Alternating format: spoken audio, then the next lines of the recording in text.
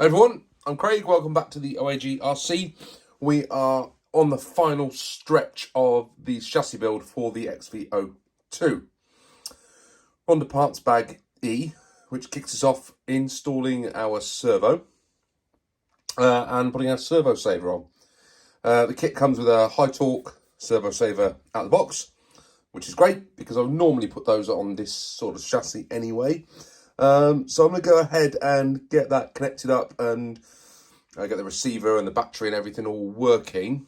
Send off the servo, put the servo saver on, and then we'll work out how to mount it up to this part over here of the chassis. And we'll get started on that now.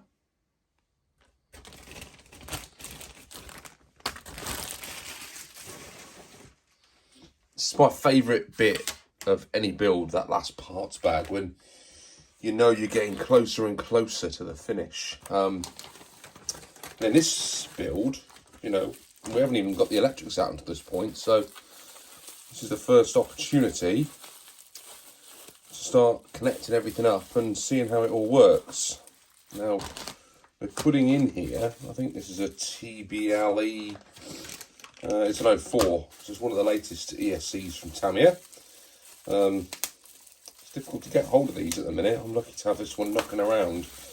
Can't remember if it was to come on a kit before. I don't know what most of you guys do. I don't sort of earmark different electronics for certain kits. They come out the box when I get a new kit and they just go in the drawer, and then I make that decision when I'm building it what I'm going to throw in there. This one's just going to have a Tamiya ESC in to start with, mainly because I think the the on-off switch will probably connect up better than a hobby wing will. But more importantly, I'm not considering throwing any crazy power or anything through this to start with. It's just going to be running on brushed motors, really. So it's more than enough for what we need in this particular chassis. So hence why I'm using it. I've also got a low-profile servo, just a E-Tronics one. I think these ones are waterproof, which I'm sure will have its advantage. But they're nice sort of sleek servos, and they've got a reasonable response time. This one's got a 0.11 second response, 8.2 kg, so it's more than enough for this type of chassis. Don't think I would need anything more. So that's what's going into it. So let's get cracking.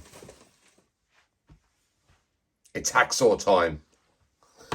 So there is, unfortunately, not quite enough space inside for the servo. So it says down here, somewhere, here it is, shave and adjust clearance if there is an obstruction. Well, guess what? There's an obstruction. So I've got to take probably about quarter, no, maybe not that, like maybe 2 mil off the edge of the servo. I'm not only with a chance. Whee, there we go. Look at that, straight off. Lovely job. Right, crack on. I'll put my hacksaw away. I've installed my servo. We've had that joke once before, haven't we, on the channel? I can't even remember which model it was now, but we had to do that before on another one. Now, what I need to do is feed the servo wire underneath the drive shaft, like so. Now, I did this a minute ago, it was a lot easier. And the servo was in there like so. Right, so put that in there.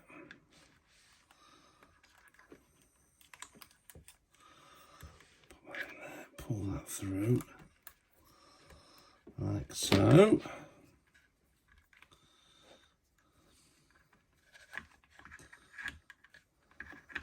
Goes that way. There we go, shaved enough off. Get that around the motor. Go underneath the the motor wires and down the side of the motor, I think, over the top of the end, and then just turn. Happy turnbuckles. I've just had some real problems with this ESC.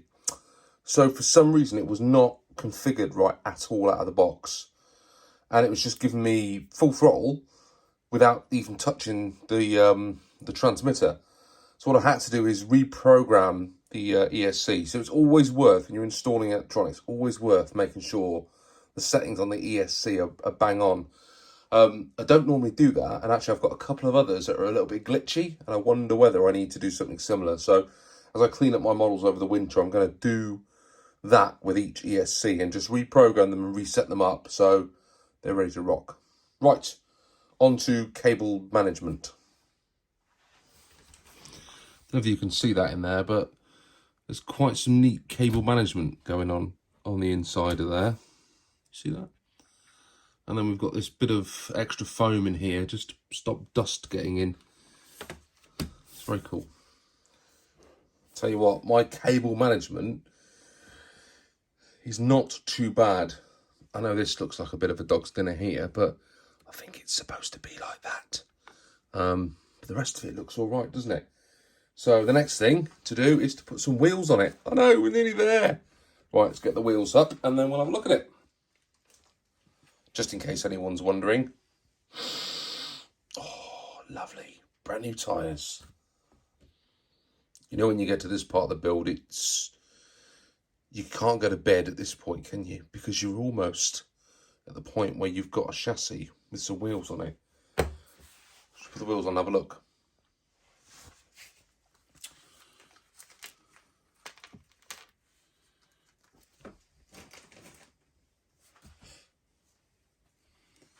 Well, what's really interesting is there's a little black, I don't know what you call that, a little black shim that goes in there first. Then our bearing goes in, like so.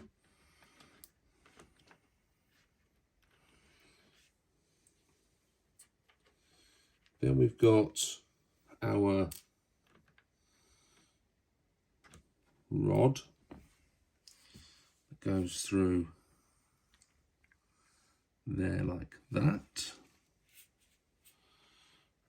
Hex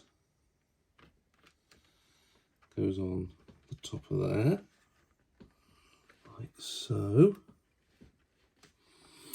Then we grab a wheel that goes onto the hex. And we've got these beautiful blue anodized wheel nuts to go on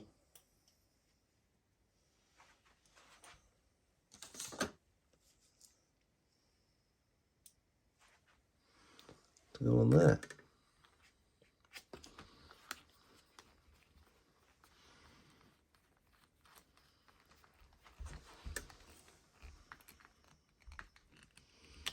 Nice and tight. Look at that. Looks lovely jubbly. Right, let's get the other ones done. So just a comment more than anything else. I mean, I shouldn't really complain because this kit's been lovely to build. Probably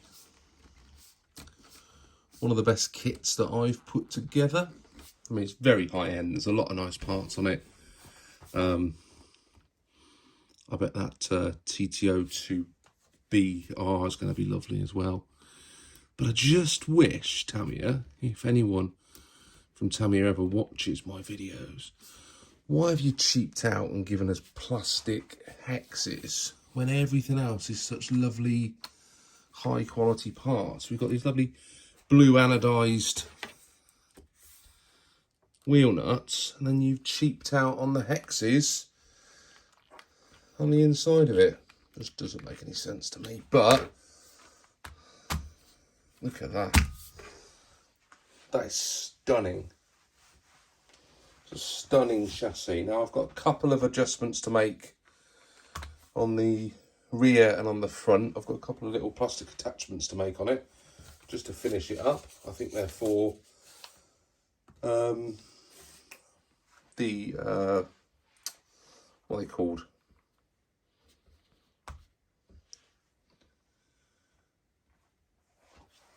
Sway bars. That's the word I was looking for. That's for the sway bars, but that is sweet.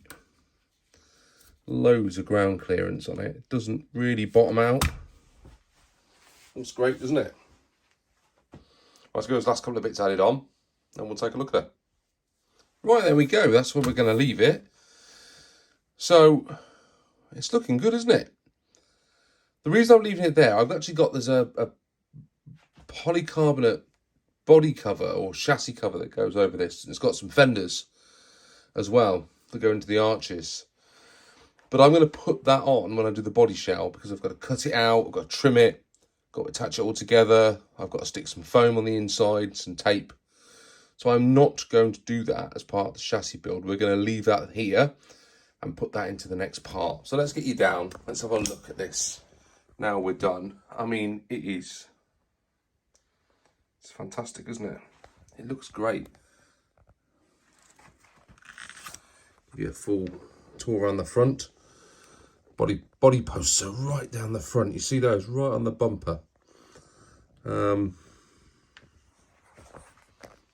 the top, look.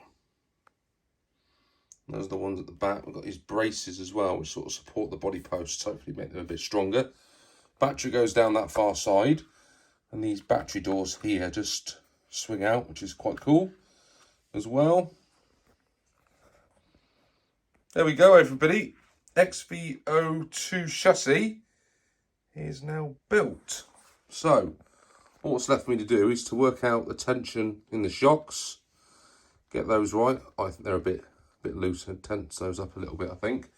And I might go and have a quick cheeky drive with it as well, just to make sure it's working okay. Right, whatever you do, well, whatever you're doing over the next week or so, have some good old fun. And I'm going to crack on with the body shell for this now and get that painted up, decaled up, and then we'll show you what the finished product looks like with that on. Till next time, guys, have some fun. I'll see you soon on the OAGRC. Bye now.